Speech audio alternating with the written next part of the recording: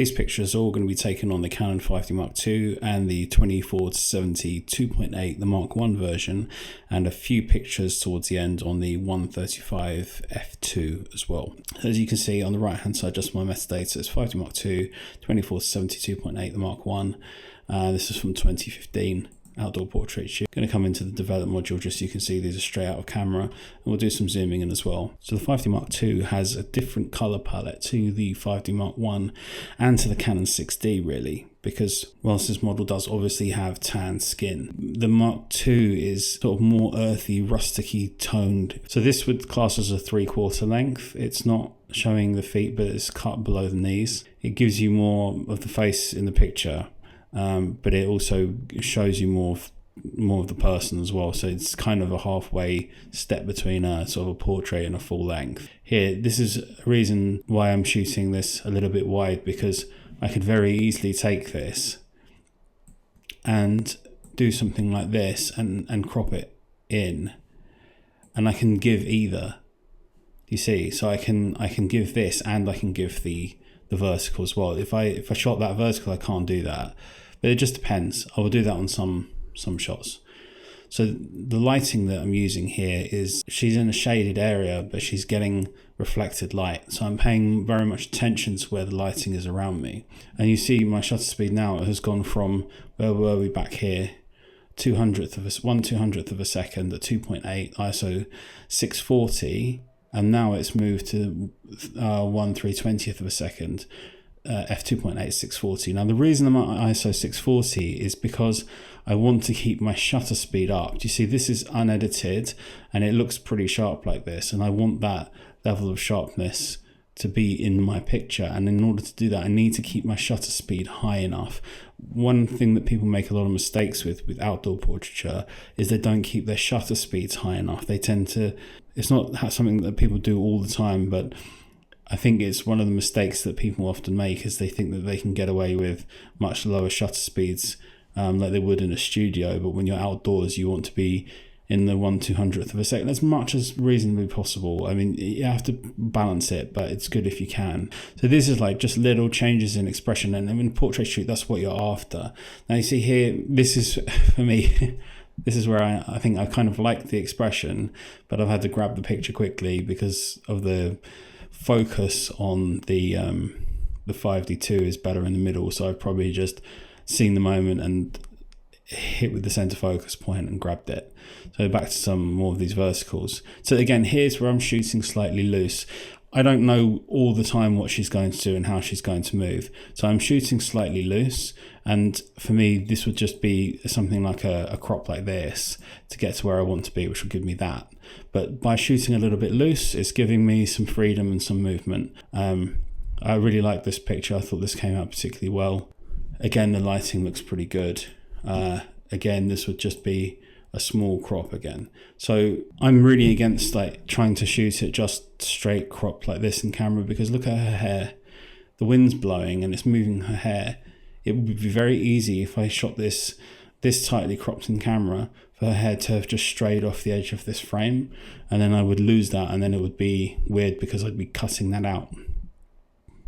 So again, this is like I'm asking her to move a lot and keep moving all the time, because I don't want to have lots of this exactly the same picture, but I'm not telling her to do tons of different things all the time either. I'm telling her to just move and make small changes, because as you can see, we go from literally flowing from this to this to this. It's just a turn, but it's giving me three very different photos from not a great deal of change in the movement. So now we're going to do a little location change. So even trying some more close-up shots like this again. Let's have another look close in. Again, we can see it's not brilliantly sharp, but it's definitely sharp enough, and those skin details, there's not much work. So a lot of the time when you see people doing tons and tons of skin editing, it's partly also because they're shooting on very high resolution cameras with very, very sharp lenses, which require you to do so much more work. Whereas this, you could do like almost nothing. You don't have that much to do. And I think that's pretty good because of that. It makes it easier. So we're trying some different moods, and you see how the lighting's changed because I've moved her back. over into the side of the building more. And you get moments like these, for instance like this is straight from the camera, and does this need a lot of editing? I don't think it needs a lot. This was one of the pictures that I really liked from the shoot. And the only thing for me here is the imbalance of the shoulders slightly. So I would crop this down to here to match. And, you're pretty much good, aren't you? So you can see again here, all just straight out of camera. As long as so this is a new location now. So I'm finding another little alleyway, walkway, where it's giving some kind of background with some interest, but I'm mostly concerned about lighting, just finding these different nice lighting areas like this. And so we're trying out some different posing ideas. Again here, I'm shooting a little bit loose. And so I can make those small crops and changes, but you could go way more strong. You could do something like this if you wanted to. It's just that now you've got the option to do that. Do you see? It's like when you're in this position here, there's a lot that you could do.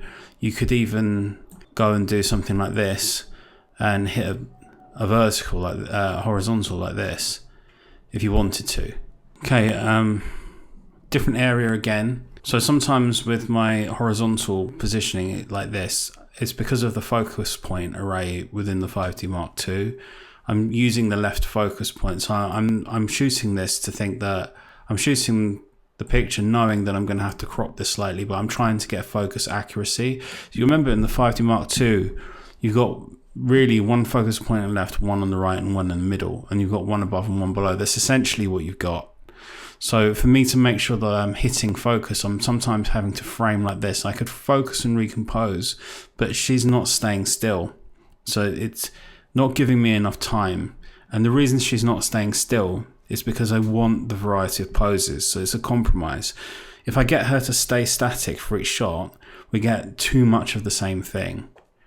And you can see what I can do with this is just doing this kind of cropping. People sort of talk about throwing away pixels. No one cares about throwing away pixels. That's just not important. The only people that care about throwing away pixels are people that don't have portfolios and don't take pictures. That's my experience of it. What we're after is moments, not some sort of like lab result or something.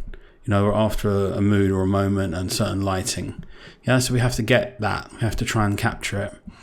And that focus point array lends itself far more to the vertical position, because you can kind of get pretty close to just getting it on with just the center one, because I can focus on a button here, which is what I was doing. I was using the center point to focus on these buttons because that's pretty much in line with the face anyway. So I don't have to worry about it so much. So often with the 5D Mark II, that would be one of the things that I would do, is I'd focus on something on the clothing with the center focus point to get the face in focus.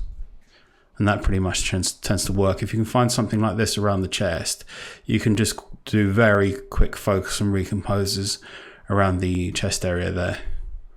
So here I was liking the kind of lighting that we were getting coming in. And look at the color tones that you're getting. So this is quite different from what you'd see from the 5D Mark I and the 6D Mark I. But I really like it in its own right. This looks to me like an edited picture, but it isn't. This is straight out of camera again. So this is different kind of color range that the 5D Mark II gives you. And it's probably warmer and has more of those kind of that slight sort of, I think of it as more of a rustic look. I think that's kind of difficult to explain, but I think you can see what I mean. Now outdoors, we're just doing a few pictures. Now you might say that this is underexposed, but I want you to look at my histogram. It's the correct exposure if I want to keep the highlights in the background. So as soon as you start to brighten something like this, you get to this kind of thing very, very quickly. It doesn't take a lot to edit this into something that's more usable. Do you see?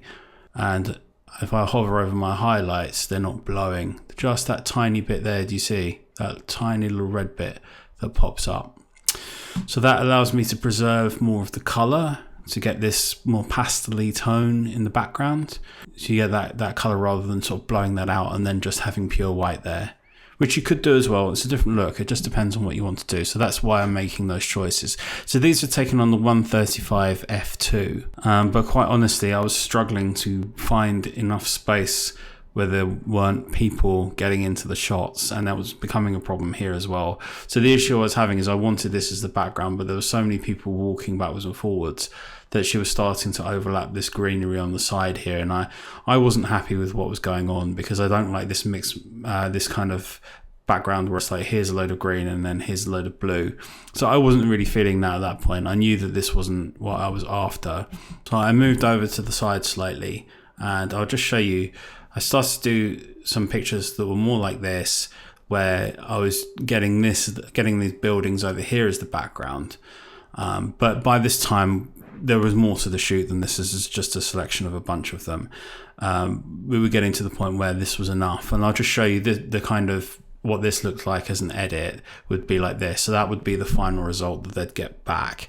So it would go from this to this, and that would be the final edit for the picture. And again, the reason why I'm underexposing just slightly, if you look at my histogram, actually, to me, this is perfect exposure, because what I'm doing is I'm preserving all of the detail in my highlights and shadows. There's nothing blown anywhere. So this is spot on. So when I edit, I get this nice looking feel to the image where these colors are still preserved. And that's what you get. This isn't a perfect picture. Don't like the way the hand is here, but you know, these are moving outdoor environmental portraiture. So this is what you get. And overall, I very, very, very much like the 5D Mark II for outdoor portraits like this.